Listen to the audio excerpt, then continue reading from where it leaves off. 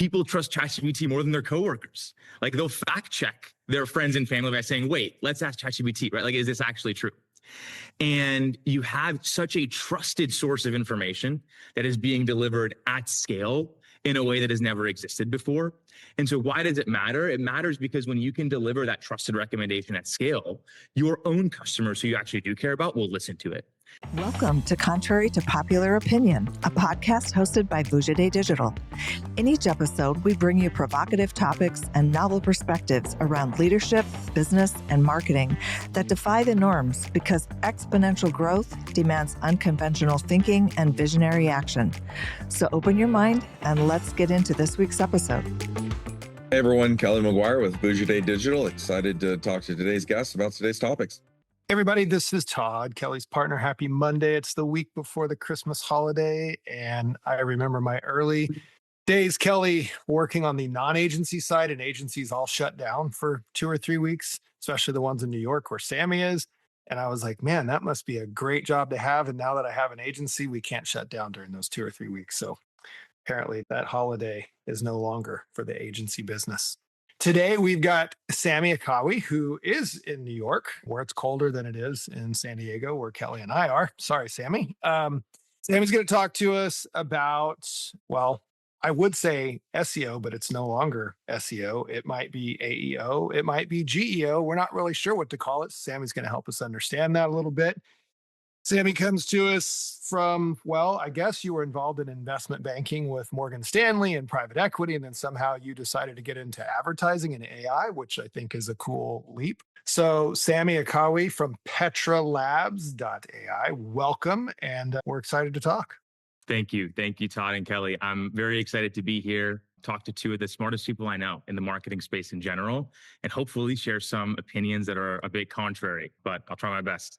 Yeah, well, we like to, like I said, we like to pick on both sides of the topic in the debate and not acquiesce to either, but make it a challenge for people out there to hear both sides. So this is all new, this idea of, and I'm going to have you explain this AEO and GEO. So maybe kick us off by just defining what those two acronyms stand for and sort of where your journey is at going into this space. And, why does this matter to you now? Of course. So AEO, GEO, AI, LLM, EO, there's a ton floating around here. And I think there's a lot of really smart people who are trying to figure out what the best word is to use. I think generally the intent is that brands have a new customer that is reading their content maybe a bit differently than the customers they're used to, maybe a bit differently than some of the machines that they're used to reading it as well. And as with all new customers, there's a question of how do you make them happy and what's the impact to your top line? And so at the end of the day, answer engine optimization, generative engine optimization, it is how do you sell to that new customer artificial intelligence that is now trying to build an idea and a perception of your brand that is a bit more multidimensional than a traditional rank, right? They have opinions, they have like strengths and weaknesses, they have reviews that they read. I'll pause there. I wonder where we're going to land. Do you have any sense of like which acronym is going to stick? I'm just curious what you're hearing in your field. I think GEO used to be more popular, but in the past 2 months, AEO, I think, is taking the lead. I think people have put a couple surveys on LinkedIn. AEO is taking the lead right now. All right. So we're going to go with answer engine optimization as the new customer for brands. Long forever, it used to be Google and SEO and a Google results page, but now we're talking about answer engine optimization. Why does this new customer matter now? What's the implication of the impact in these very early stages of why does this matter? So I think the best way to describe it is to zoom back 5 or 6 years and try to think about what the most impactful channel was for a company that was trying to grow. And as business owners yourselves, you probably know the best channel you can rely on for growth is warm referrals, right? Somebody who really likes you, who tells a friend who trusts them, like, hey, you guys should definitely go check out Todd. And because they trust that friend so much of the barrier has already been removed. And it makes sense why that's the case. Today, for the first time ever, you have that same feeling of trust that you can deliver to a customer, but now at scale to millions of people running billions of queries a day on AI systems. I think it's funny because I look at how, like on a really, really small scale, like my own dad, He trusts ChatGPT more than his own doctor. He'll come back from the doctor and say, hey, I got prescribed X medication. Like, what are the side effects? Should I get a second opinion? What do I do? People trust ChatGPT more than their coworkers. Like, they'll fact check their friends and family by saying, wait, let's ask ChatGPT, right? Like, is this actually true? And you have such a trusted source of information that is being delivered at scale in a way that has never existed before. And so why does it matter? It matters because when you can deliver that trusted recommendation at scale, your own customers who you actually do care about will listen to it. And we can get into the details and the numbers and why this matters. But ultimately, that's why a lot of brands see AI traffic converting at 7 to 10 to 15 times higher rates than any other traffic source they have. Because by the time they leave that chat window, they've compared options, they've received a recommendation that they can trust from a source that they trust more than their own people in their lives, and they convert better. And so ultimately, that's why I think it's so critically important. It might not be live or die for every brand in the world, right? You're selling to government, you have 9-month RFP cycles, maybe not where you put 20% of your budget, but generally there's a lot of companies for which this is a really exciting opportunity. Interesting. Kelly, do you trust ChatGPT to make a referral to you? So I think it's really interesting that you use the word trust there, because that really is where my thought process goes as I want to discuss this, right? Is what is trust and how has that evolved in the way that it is? And it makes me think of the timeline of SEO. It makes me think of the intent of SEO. And it really makes me think of what I've always struggled with in the nomenclature around search engine optimization, and the idea that there's a pretty fine line between optimization and manipulation. And when you think about the opposing objectives that exist in the environment, right? So in an altruistic way, if you go back to the beginning of the concept of a search engine, right? The idea was the organization of information and the ability for people to find what they were looking for easier. And Google comes to the table and they say, okay, in all of this disparate information, all these sources in there, how do we find a way to create confidence or trust that if you're looking for a teddy bear, what is the best result for finding a teddy bear? And they tapped into this idea of, link authority, right? If a lot of sources are linking to teddy bear and associating the word teddy bear with this source of information, that conveys a lot of authority and trust that a lot of people have collectively as a group decided this is a great result for the term teddy bear. And then people quickly realized that you could manipulate that by saying, well, I can just create a bunch of links around the term teddy bear and say my result is the best. And you immediately get into this opposition of the altruistic intent of giving people what is most valuable to what they need the moment versus the commercialization of, if you have an interest, I'm going to point you in my direction because I can make money or sell something or do something in that. And then that inherently starts to branch out this conflict that exists. And I think it's expanded even further now that you've gone from sort of search and link authority to content authority to social signals, and now into all of the things that feed and answer. Because that's the interesting part when you go into AI, is at its core, the concept is AI is meant to be helpful, right? That is generally the mandate of AI, is to be helpful, all the way to the point where it creates this whole other world that we won't go down that rabbit hole. But if you're thinking about, okay, it's meant to be helpful, I'm asking ChatGPT or Perplexity or whatever it is I'm asking for an answer, and it is going and using the information available to it to form the best answer back to me to be as helpful as possible to me. So now you start to look at, again, is the information backing that answer up agnostically looking at what is truly the best answer, or is it being manipulated or influenced into guiding me into an answer that is beneficial to someone else's sort of biased, I should be the best result because I want you to buy my product over it? And I set the stage for that because that's the really interesting conversation to me as we've kind of gone through, is what are we trying to achieve? Are we trying to achieve the truly best answer? Are we trying to achieve the answer that best serves the people who are paying the most money to optimize to it? And what is the line between optimization and manipulation? And then the last thing that I would say to that is, what I think AI has shifted from the old SEO is, you used to be able to you had to build up that authority over time. Even if you were quote unquote manipulating it, you had to convince reputable sites to link to you. They had to last for a long time. They had to be in there. I would say that in this new world, things move really fast. And so the conversation shifts really quickly, right? So you can't even create that trust and authority over a long period of time, I would argue.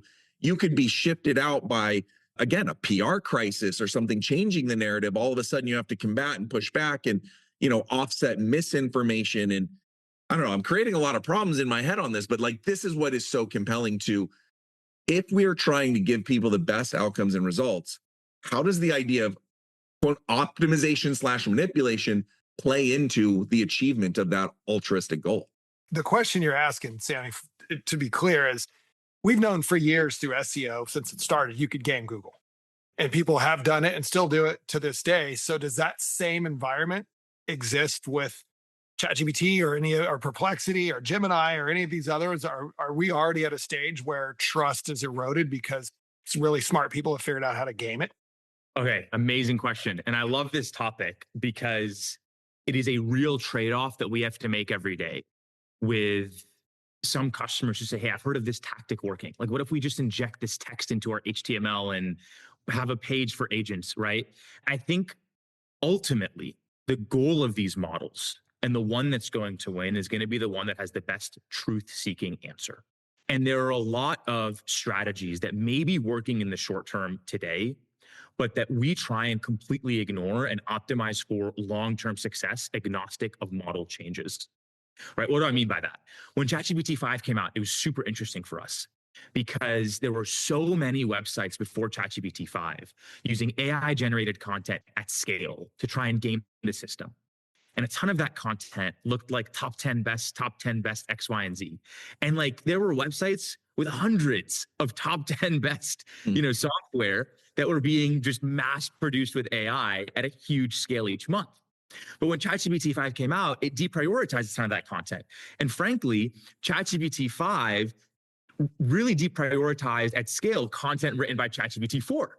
And what got up prioritized, right? Human written content. And when ChatGPT 6 comes out, there may have been strategies that worked in the short run now that aren't going to work then. And so ultimately, with Google, you had a constrained set of data because of just how the algorithm works to assign authority, right? Domain authority is assigned at the domain level, attached to your actual brand domain. And backlinks contribute to that authority of the domain. Google has also tried to incorporate things like organic search traffic to help and diminish the success of some of those quick win tactics. They've also introduced legacy scores over time, right? If you ranked really well last year, it improves your chance to rank this year. What ChatGPT tries to do is a similar game of assigning authority, but a bit differently, and in a way that I think will be more truth-seeking in the long run. ChatGPT checks its sources in a way that Google doesn't. It looks at what you say about yourself on your own website. It then checks what other third-party publications say about you. And it doesn't just pull from Wall Street Journal and Forbes. It finds really small, like 2-person owned blogs with 300 organic visitors a month that it deems high authority that might be buried on the 10th page of Google. And it also reads those. And then it checks what real users say on Reddit, even if there are absolutely no backlinks back to your domain. And then it checks YouTube, right? Like, what are creators and real people who use your software saying? And it uses all of those different boxes to assign authority to your brand in a way that goes beyond just the actual URL that you're associated with. And I think there's really cool data that we have on this of like, what do we see to SEO and AEO when brands migrate the domains? And we can talk about that, I think, in a sec. I do want to give you guys a chance to react to like the major answer here, which is, it's a big problem we see today. We believe those strategies will die in the long run and that the winner of this model race will be able to truth seek in a way that Google never could. And it's why we focus so much of our efforts on sub 15, sub 10 pieces of content each month that are human written, case study based. And we try and focus them. We try and like work with our clients to be like, where are you truly differentiated? What's the segment that you should be winning in? Like, let's go tackle that one first. Yeah, so it makes me think of two really probably deep questions. So I'll ask them in order versus at the same time, right? Again, another word that you said that stands out and kind of brings my head down a path, right, is truth, right? But one of the interesting things that I think AI and the speed of AI and the power of it brings in is whose truth, right? I think SEO used to have to be a more universal truth, right? Let's take a different example. If I was searching for what is the best dog food, Well, the answer for you in New York with your type of dog in your environment and what matters to you as a consumer might be a very different truth than me in Southern California with a different type of dog and a different type of priority on how things eat, or, how my animal wants to eat. And so the ability to kind of assign a simple truth to a broad term, I think becomes really interesting. And then you take it further with the customization of AI, very much being a learning system about how I engage with ChatGPT is different than how you engage with ChatGPT. And it's intended to learn my nuances and what matters to me in there. And so how customized and segmented and personalized do you think the idea of, I'm just going to call it general engine optimization, can really get? I'll stop there because I feel like there you could build on that answer quite a bit. Yeah. So Sam Altman once did like a speech or a podcast or whatever. And he says, when you look at our user base, if you look at people that started using ChatGPT when they were like 30 or 40, they use it for tasks like that they would use Google for. They help it clean up some of their emails, and they'll maybe do like general search that's a bit layer deeper than Google with more keywords in the prompt. If you look at people who started using it when they were in their late 20s, early 30s, they'll have it think a bit more, right? They'll give it a problem. They can assume that it can give them a series of steps to reason through the problem, and they won't just treat it like search. They'll treat it like a partner that helps them think. And then Sam said, if you ask people who started using ChatGPT when they were in high school what they search on ChatGPT, they would be mortified to even tell you. And it goes to show that when people talk, and we buy user search data, so we see this all the time, right? Like really long prompts. How do I text this girl back? Here's what she said to me, right? Like the most detailed and personal parts of people's lives, especially for younger generations who are just forced to use AI tools because they're in school and they don't want to do their homework. And so it's the center of their life. It's always open. It's the first app they go to. The personalization that we'll be able to see, I think, is to an extent that it honestly scares me, right? Like I already think consumerism is like goes pretty far. Like I don't do well when a really good Instagram ad targets me that like knows that I would like it. Like I get that all the time, right? Like Arc'teryx knows I'm a vulnerable customer and they'll sell a ski jacket to me and they'll keep pummeling me with ads, right? The fact that it can go 100 times beyond that, I think is an insanely massive opportunity, right? And it's why we see retailers like Amazon and Walmart shifting the algorithmic responsibility of surfacing products from their own algorithms to the models. And the reason it's so interesting is because the Walmart and Amazon algorithms are not just like Google, at least they say we have some sort of desire to give a customer the right answer. Amazon and Walmart, they optimize for one thing: maximum order value at checkout. They have spent decades perfecting an algorithm that maximizes order value at checkout. And they are now saying, we can't compete. In order to maximize order value at checkout, we are going to outsource that algorithm responsibility to a model that has so much more context outside of the bounds of our system than we can ever have. And it's tricky for large brands who have relied on general authority across the long tail. It's a huge opportunity for small brands that might win in individual verticals. And it's really funny for me because we work with huge customers with hundreds of millions in revenue. And one of our value props to them is, hey, for every single like segment you want to track, we will find all of the little startups that are like eating away your market share, like long tail by long tail. And then for the smaller companies you work with, it's like, what is the one segment that you can go in and dominate and show up above Nike, above Brooks, above Hoka? Like, what's that one segment for you? And so it's two, opposite sides of the pendulum, but really interesting.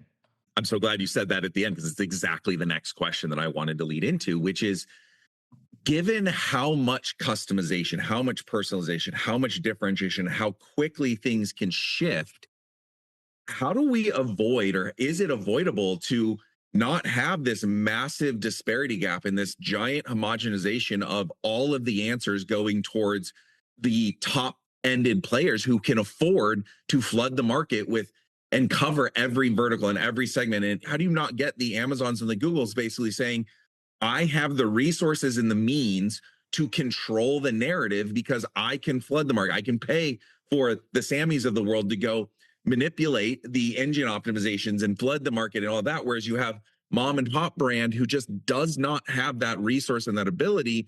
to pay for someone to constantly be looking at it, constantly updating and constantly monitoring, and can't do 30 different versions of the same piece of content that's personalized to a different, gender and age and all of that. Like, it gets a little bit worrisome that it is so favorable to the giants that it kind of drowns out the ability for sort of that startup and that really quality element to break through and not just get sort of buried, even more so than historically has always happened. It's a good question. And I think at the core, a company that has more dollars to throw at something is going to have an edge, whether that's with paid ads, whether that's with, backlink purchases, whether it's with just better design and a better website and better conversion at checkout because they can pour money into a design agency. That being said, I think there are a few reasons that make ChatGPT slightly more favorable to smaller companies than the previous channels that we've seen. The first is that these are probabilistic models, which means that even if Amazon is the number one answer, it will never be the number one answer in 100% of questions. And what that means is ChatGPT over time, especially as it moves more into shopping, is going to look at user feedback as a core input into what brands it should surface. And because it's a non-probabilistic model, some of those companies that may be stuck on page 2 or page 3 of Google are going to have in 2 to 3 to 4% of answers their shot at being the number one spot. And if those brands convert well when they do show up, it'll improve the way that they can then show up later over time. And so I think the nature of these models just being probabilistic in general and never giving the same answer is one way that smaller brands will have an edge in an AI search future relative to the future that came before this, right? That's one thing. The other thing is that there are genuinely too many permutations. I think the prompts are too long. Like, programmatic SEO was already a challenge for really big companies to do at scale. They were already building out thousands and thousands and thousands of pages. And I believe that AI content is going to lose in the long run, and we can talk about why that's the case. And so it has to be human written. But generally, there are too many permutations to optimize for. And I believe that smaller companies can and should focus on the niche where they believe they will convert customers better than the bigger players ever can. And they will build out a vertical for themselves that they can dominate in a way that was more difficult to do before. Now, will they ever have a level playing field with somebody who can afford to pay $60,000 a month to optimize? Probably not. But I do think there's a little bit more of an edge than something we may have seen before. So I think that becomes really interesting to me because I think now that dovetails into a conversation that Todd and I have had a lot, which is this idea that brand really matters and building a quality company really matters. We went through a long period where it felt like things like fast fashion and fast brands and sort of you could build up something and sell something really fast when Meta was really amazing at matching things up. And there was just this kind of golden age of like e-commerce and direct to consumer and things where a lot of that fell by the wayside. And we've definitely felt a pulling back from that. But the way that you described the idea that if AI is truly going to prioritize the reflection of human reality and experience and authenticity that exists and the sources of your Reddits and your YouTubes and the things that people go through, it almost feels to me like the idea of grassroots becomes incredibly important for these smaller brands to be able to break through and be seen, because they're going to have to build momentum off of that kind of grassroots, what they've cultivated, what they've created of their own audience, and turning that into as much digital option and activity as you possibly can, and then building for that. It almost feels you can't sort of synthetically or arbitrarily create momentum just because you're serving ads or just because you're doing something. It has to be ads has to be what it always should have been, which is amplifying an authentic experience, an authentic audience that then says, hey, this group really loves it and they're endorsing it. And now we just need more people to know it exists and to sort of hear that testimonial and that experience. And so that's really interesting to me that it almost shifts back to the only way for a smaller player to compete is by creating more authentic and genuine elements and thinking about how that becomes the strategy of blowing that up and amplifying that strategically. 1,000%. And I think one of the coolest parts about how AI search is different than SEO is the huge prevalence of user generated content that never links back to your brand. right? Models are now being trained on Reels, on TikTok, on LinkedIn posts, right? On Reddit. And one of my favorite questions to get like from customers, because it's a really, this is maybe how we get into misconception land. Like, what's a common belief? Is like, oh, we should just go post on Reddit. Like everyone says Reddit's important. Let's just go flood Reddit. Most people actually don't know how the models treat Reddit and how it works. And while it may not be perfect today, I want to share an example of why I think they're moving in the direction of truth seeking, right? The first really interesting data point that we see is that upvotes aren't correlated at all with the rich Reddit threads get cited. And so you might have just a happy customer who's posting a glowing review, an account that doesn't have a lot of history, but that's talked about the same topic a few times, that is getting picked up over a post that a really large company has paid to get like 1,000 upvotes, right? Like that's one really cool example. Another really cool example here is the age of the Reddit threads that we're seeing. In our data set, when we look at Reddit threads that get pulled for our customers, the vast majority are 8 to 12 months old. The models are intentionally deprioritizing threads in the short term. They're waiting for moderators to filter them out. They're waiting for users to comment, real people, and be like, oh, another spam, another ad, right? So that they can deprioritize it. And they are letting the market stabilize before taking in that Reddit content. And it's a bit harder to then find real sentiment in real time, but that's why I look at Reels, and that's why I look at TikTok, and that's why I look at LinkedIn. But user-generated content overall is so important, and I think difficult to gain. Because the previous way of trying, and this is maybe like one of those examples of you can still do better if you have more money, but it's harder to do better. Previously, you could buy, likes and farm accounts to manufacture views on TikTok and manufacture views on LinkedIn, right? Like there are services that provide that as a service. But in a world where views are uncorrelated and the models are relying on more unknown factors to assign authority, right? It's like quite interesting.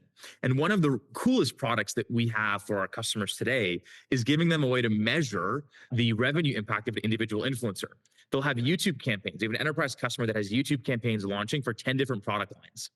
And what we're able to say is, oh, this campaign by this user got picked up in higher detail, right? Like they're outperforming the other influencers in your channel, despite having way less followers, despite having way more views. Now, one, that gives them pricing information that they can take to negotiations, right? And it's not like a more one-sided pricing negotiation. But two, it's quite interesting because it's just more and more reassuring evidence that we believe these models are moving to a world where you can still game the system with enough money, but they are generally already at a place where it feels more truthful. And I think that's why people trust it than Google and traditional search. Do you think that that inherently carries risk that if you're too focused on a short-term solution now, that, you said it's prioritizing things that are maybe 8 or 10 months older or things like that, that you can see maybe an uplift now, but you may get punished or knocked down for it in 6 months or a year because it starts to recognize an inauthentic pattern or something that definitely comes through as a paid strategy versus a genuine strategy. It's interesting to think with how fast everything's moving, decisions you make now could really have kind of long-lasting effects as the models continue to get smarter, can figure out sentiment, intent, authenticity, credibility. There's almost no place to hide element to it if you're not careful and thinking both short and now a lot more long-term of what could this look like a year from now. 10,000%, right? And that's a huge thing that we try to avoid. The other consideration there, Kelly, is that right now ChatGPT is dominant. That may not be the answer in the future. And companies are okay taking risks today to improve their search presence in ChatGPT, even if that might downgrade them in Gemini, even if that might downgrade them in Grok or Perplexity, because each one thinks differently. But good, authentic content, strong UGC presence, this performs well across all of those models. And it's one of the reasons that we try and focus on building a base of strong, human-written, high-quality content. Case studies are our favorite thing. We interview our customers write case studies that in the long run are going to help you across all of these models. And in a world where there's 3 or 4 dominant model providers that all have good market share, some of these short-term hacks that work for ChatGPT might downgrade you in other arenas. And so it's just another reason why we believe in avoiding some of these tricks that people might see in the short term. The other reason is you might be in an industry where those tricks don't apply to you.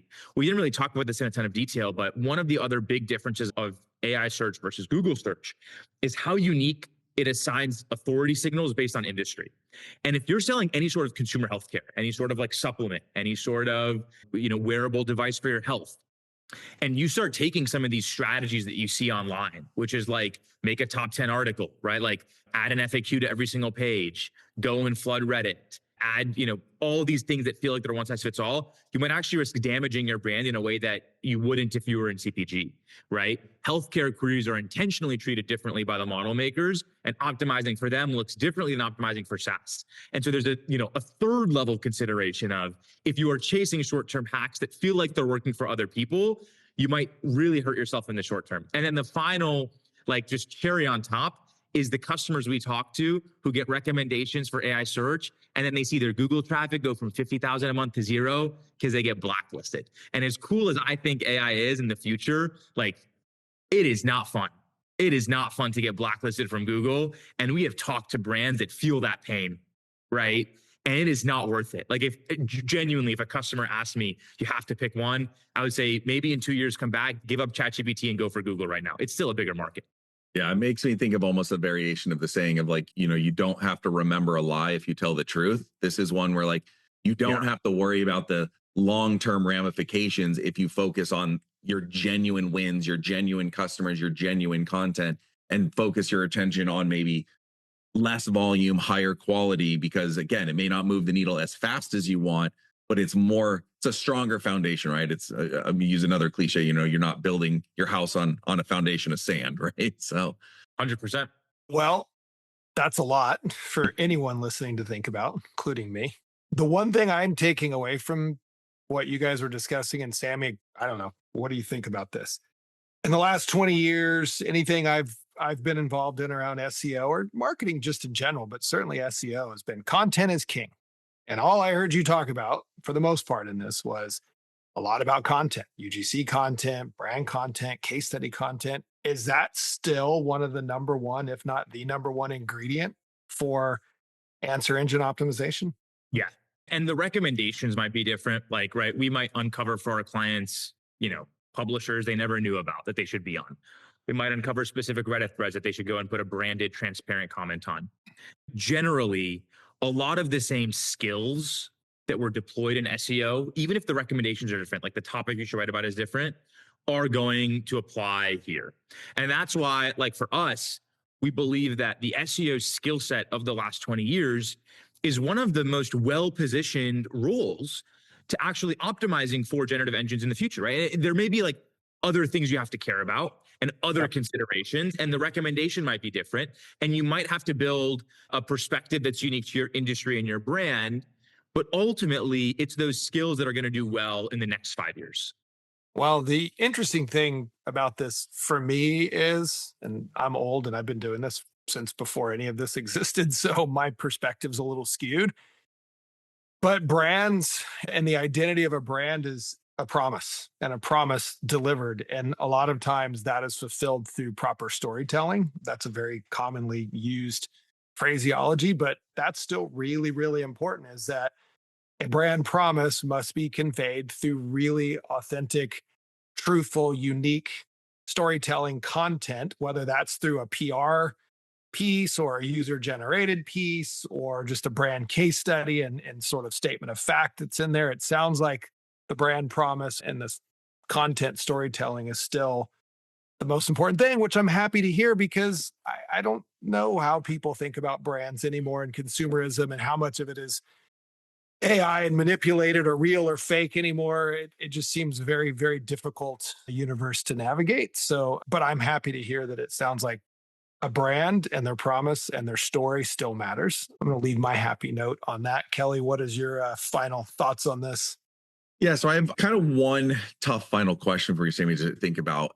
And we did an episode recently, and there was a rapid fire question session, and one of the questions was, is AI hype or breakthrough? And I find myself, the more and more I go down this rabbit hole with AI and learning and exploring all these things, I leaned, my answer was around hype, even though you were the only one that said hype, just for the record. I was the only one. But even though at its core, I definitely believe there's unbelievable breakthrough in there.